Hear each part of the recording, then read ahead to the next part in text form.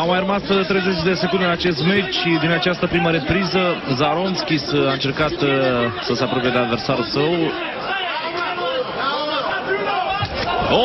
Ce lovitură a reușit acolo Zaronskis, care s-a nepustit peste adversarul său. Să vedem dacă Bruno va reuși să se ridice.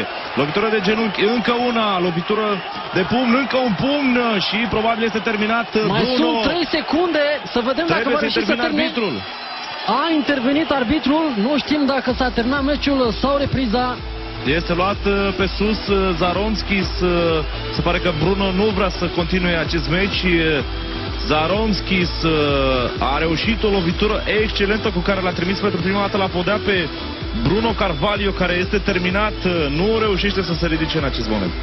Ce knockout a reușit Zaronskis! Este aceeași lovitură cu care Peter Graham l-a făcut knockout pe Badr Hari. Rolling Thunder, tunetul care se rostogolește, se numește lovitura incredibil, cu siguranță knockoutul anului în MMA. Chiar dacă n-a fost out la acea lovitură, Bruno Carvalho nu și-a mai revenit. Iată cum a lăsat brațele jos, lovitură în ceafă, în gât pentru Zaronskis. Ce knockout a reușit!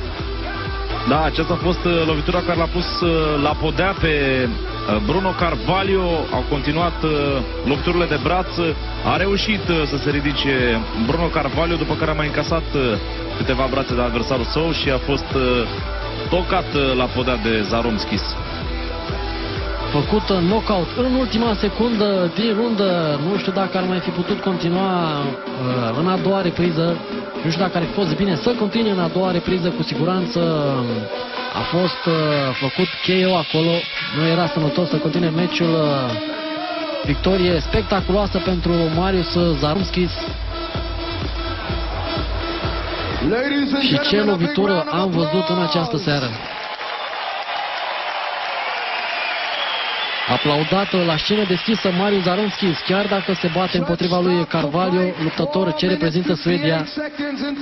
Câștigă prin knockout în prima repriză din Lituania Marius Zaronskis.